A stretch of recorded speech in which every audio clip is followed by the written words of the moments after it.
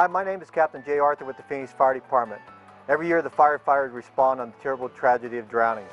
When those incidents occur, the need to know CPR is very important. Because of that, we have put together a CPR video with our community partners, Salt River Project and the Point Tapatio Cliffs Resort. As part of our partnership and collaboration, I'd like to introduce from SRP, Tony Moya. Thank you, Jay. It's an honor to be with you here today. Did you know that SRP has been delivering water and power to the Valley for over 100 years? One of those ways we deliver more than water and power is through our SRP Safety Connection. Did you know Arizona was second and highest in the nation in drownings last year? Alone in Maricopa County, there were over 20 drownings. But all this again is preventable. Water safety doesn't end in the pool. Did you know that a child can drown in as little as 2 inches of water? So make sure to watch your children around bathtubs, toilets, and buckets of water. Also, SRP delivers water to the Valley through our canal system. If you're walking near a canal system or riding your bike near the canal system, make sure you stay away from the edge because those are slippery and you can fall in. Those are some of the ways SRP's Safety Connection program tries to build awareness, communicate, and educate our customers on water safety. To learn more, visit us at srpnet.com/safety.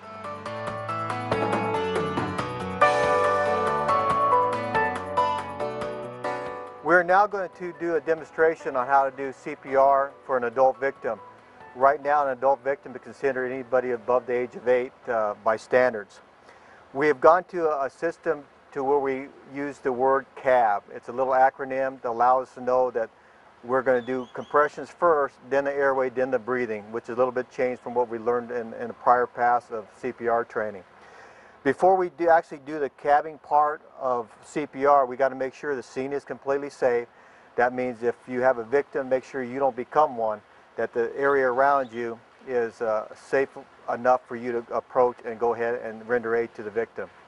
The next thing you want to do as part of our 5-step procedure is to make sure there's a problem to begin with. So what you do, you elicit a response by shaking and shouting.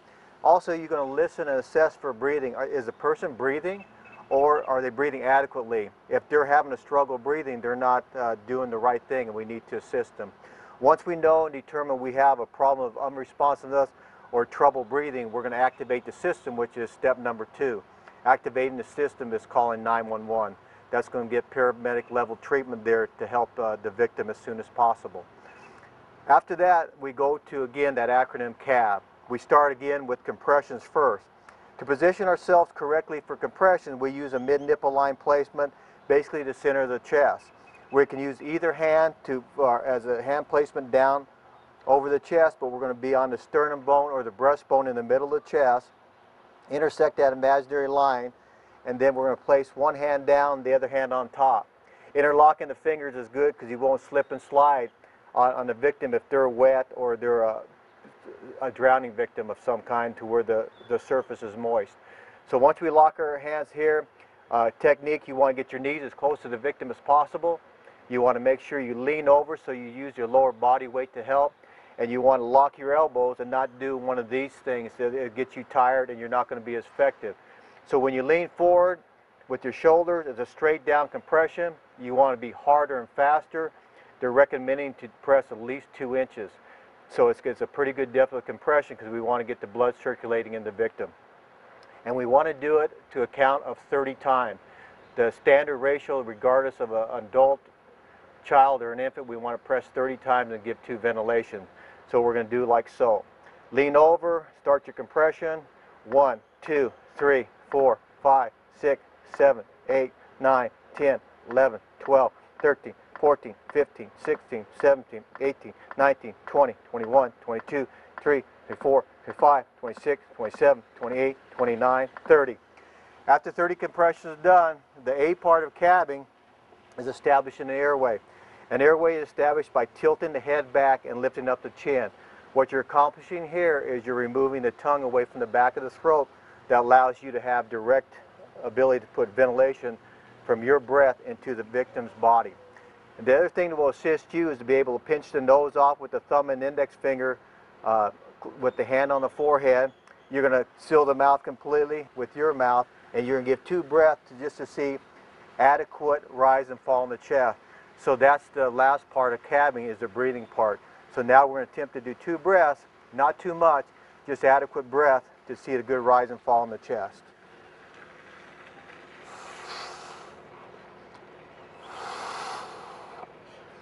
Each time you give a breath, you make sure that the patient exhales that breath so it gets out to when you start your second breath. You want to do 30 compressions to 2 breaths for a total of 5 cycles initially, and that's about 2 minutes. After that, you want to reassess responsiveness and see if the person is breathing on their own again, if their circulation has come back. If not, you continue to do that until help has arrived, until you get relieved of someone of equal or higher ability, another person trained in CPR, and of course, after you call 911, when the paramedics get there, they'll take over and continue to render aid to the person. One other thing I want to mention, a lot of times people fear the problem about putting your mouth on someone else's mouth, especially when you're an old person. They have things called barrier devices. This is a face shield that actually we use on mannequin practice, but they do have approved devices that actually will protect you from exposure when you give mouth to mouth to somebody. And basically it simply goes over the mouth. You do the same thing that we did. You establish the airway and you still can give your breath through this mask.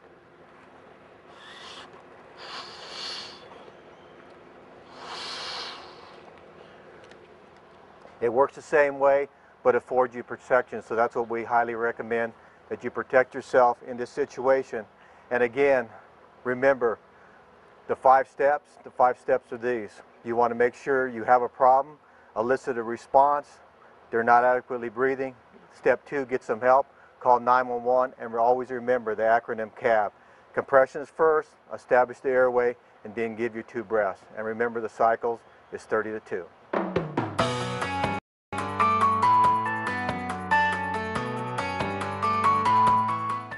Now we're going to move into the child CPR. It varies a little bit from the adult we just talked about, but basically we got to still remember it's still 30 compressions to 2 ventilation, and remember we're cabin, compression, airway, and breathing. We're still going to make our assessment of the person by shaking and shouting, assessing the breathing. Are they breathing at all, or are they breathing adequately? If not, we're again activate the system. That's step number 2, calling 911. Once we activate the system, we're going to do the process of cabbing. Again, starting with chest compression, we're going to vary just a little bit. Instead of using the pressure of 2 hands, we're going to use the pressure of 1. Our placement of our hands is going to be the same. It's a mid-nipple line placement, using the heel of 1 hand instead of both, because again, the victim's body is smaller and we don't need the compression of 2 hands. So once we find our spot in the breastbone, center of the sternum, 1 hand down. A lot of times people do 2 different methods. I like teaching around the forearm here, and you're doing compressions down. Some people like putting their hand on the forehead and doing compressions this way, but you're still accomplishing the same thing. You're pressing with the pressure of 1 hand instead of 2. So once you find your spot, again, you're going to be doing 30 compressions, because that doesn't change throughout the process of doing CPR to any age or size of victim. So we do like so. Again, it's going to be about 1.5 inches depth of compression. You're going to be lighter because, again, you don't need to press as hard, and by using 1 hand, you're going to accomplish that. 1, 2, 3, 4, 5, 6, 7, 8, 9, 10, 11, 12, 13, 14, 15, 16, 17, 18, 19, 20, 21, 22, 23, 24, 25, 26, 27, 28, 29, 30. Again, the alternate method, you can also keep this hand on the forehead, and using the pressure of the other hand, you're accomplishing the same thing using the pressure of 1 hand instead of 2. This method allows you to go ahead and do the airway and the breathing a little bit quicker where your hand position is. So again, after the compression, we're on the A part of the cabbing. Establishing the airway the same way as an adult, head tilt, chin lift. You're getting the tongue out of the way. And again, the last part of cab is the breathing part. We're going to give 2 breaths.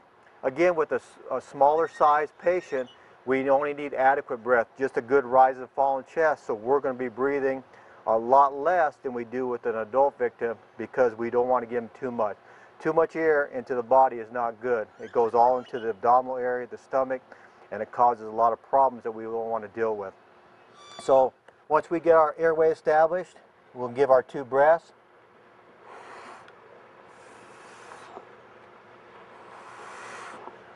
Again, we're going to pinch the nose off, seal the mouth completely. Again, a good adequate rise and fall of the chest. 5 cycles of 30 to 2. About 2 minutes will go by. We want to do a reassessment at that time and then make sure that if they got any responsiveness back. If not, we continue to do this again until we relieve the somewhat of equal higher ability, another person trained in CPR, or the EMS people responding, which is going to be the fire department.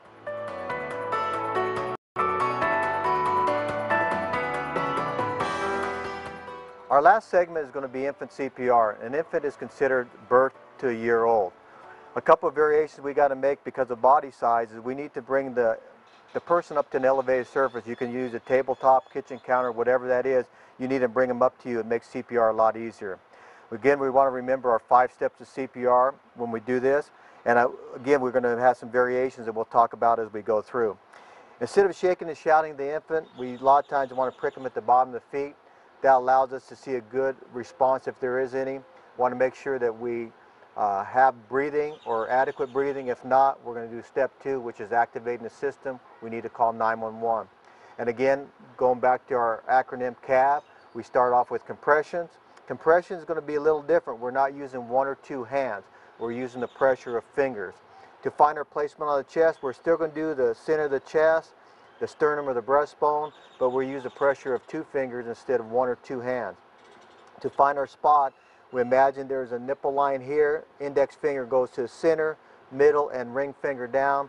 Lift the index finger up, and we'll do the compressions of 2 fingers here. The other hand will be around the forehead up here to be in correct position, and then we can go with our 30 compressions. 1, 2, 3, 4, 5, 6, 7, 8, 9, 10, 11, 12, 13, 14, 15, 16, 17, 18, 19, 20, 21, 22, 23, 24, 25, 26, 27, 28, 29, 30. So the compression component is done. Now again, we need to do the airway. Airway stabbing butt is a little bit different because babies have not developed their neck completely. It's more like a straw. So we can actually hyperextend the neck and not get adequate ventilation. So we want to bring them to what we call a sniffer position, still doing a head tilt chin lift. And then the last part is the breathing component. We want to make sure we breathe for them. Again, 2 breaths. The variation we make here is we cover the mouth and the nose completely instead of pinching the nose off. Adequate breath here is just filling your cheeks up with puffs of air and see a good rise and fall in the chest like so.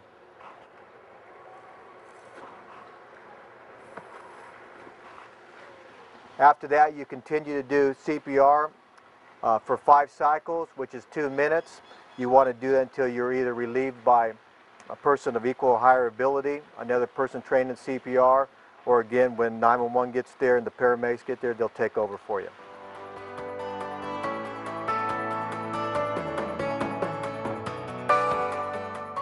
Drowning is preventable. Activate, block, watch, and learn. First of all, you must block access to all sources of water, including bathtubs, toilets, and buckets. It also means locking and alarming all doors and windows leading to a pool or spa and securing doggy doors. Barriers such as fences, pool covers, and nets should be properly maintained and in place at all times. When we ask you to watch, that means eye-to-eye contact. It's mandatory when your child is in any body of water. With touch supervision, that means they're in with arm's reach, being best practice. Always have a designated watcher at all swimming areas. Never swim alone as a child or even as an adult. And lastly, we must all learn how to swim. Take a water safety or survival class, but most importantly, when we learn, we must take a life-saving CPR class. If and when there is a drowning, bystander CPR needs to be performed to allow the victim to have a positive, survivable outcome.